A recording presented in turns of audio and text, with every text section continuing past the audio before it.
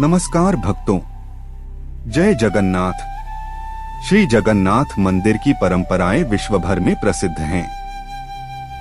यहाँ प्रतिदिन अनेक नीतियाँ और सेवाएं संपन्न होती हैं, जिनका आध्यात्मिक, सांस्कृतिक और धार्मिक महत्व अत्यंत गहरा है। उन्हीं पवित्र सेवाओं में एक विशेष सेवा है बाना बंधा नीति। यह नीति भगवान जगन्नाथ, बलभद्र और सुभद्रा के दिव्य श्रृंगार से जुड़ी है। यह केवल वस्त्र पहनाने की प्रक्रिया नहीं, बल्कि प्रभु के प्रति प्रेम, समर्पण और सेवा भावना का सुंदर प्रतीक है। बाना शब्द का अर्थ है विशेष वस्त्र, पट या सजावटी कपड़ा। बंधा का अर्थ है बांधना या धारण कराना। इस प्रकार बाना बंधा नीति वह पवित्र सेवा है जिसमें भगवान को विशेष वस्त्र, पट्टक, आभूषण, फूलमालाएं और अन्य अलंकार पहनाए जाते हैं। यह नीति भक्तों को यह अनुभव कराती है कि भगवान कोई दूरस्थ शक्ति नहीं, बल्कि परिवार के सदस्य की तरह हैं, जिनकी सेवा प्रेम से की जाती है। पुराणों और लोक कथाओं के अनुसार जब पुरी जगन्नाथ मंदिर स्थापना के समय राजा इंद्रद्युम्न ने भगवान की पूजा पद्धति निर्धारित की, तब अनेक सेवाओं का विधान बनाया गया। भगवान को भोग, आरती, स्नान और विश्राम के साथ साथ वस्त्र धारण कराना भी पूजा का अनिवार्य भाग माना गया। कहा जाता है कि एक दिन राजा ने स्वप्न में देखा कि भगवान जगन्नाथ ने कहा, मुझे केवल भोजन और पूजा से ही नहीं, बल्कि प्रेम पूर्वक सजाकर भी प्रसन्न किया जा सकता है। अगले दिन राजा ने श्रेष्ठ वस्त्र और अलंकार अर्पित किए। तभी से बाना बंधा नीति प्रारंभ हुई।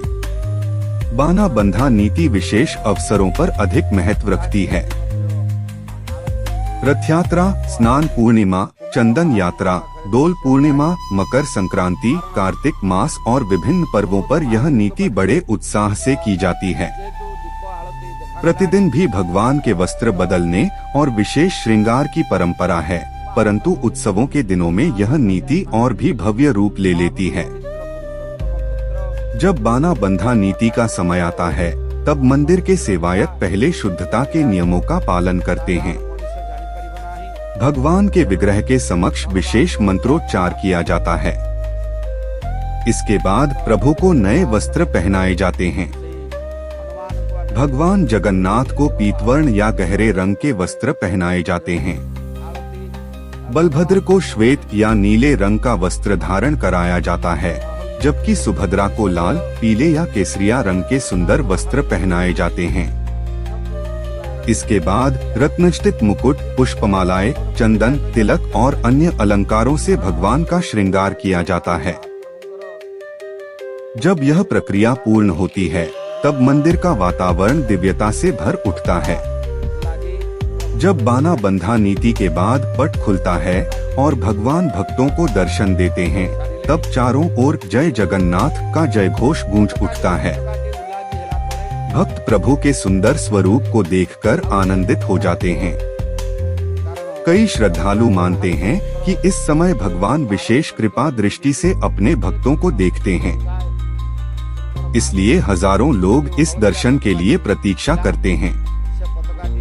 बाना बंधा नीति हमें यह सिखाती है कि ईश्वर की भक्ति केवल मंत्रों तक सीमित नहीं है। सच्ची भक्ति सेवा, प्रेम और समर्पण में भी है। जैसे माता अपने बालक को स्नेह से सजाती है, वैसे ही भक्त भगवान को सुंदर वस्त्र पहनाते हैं।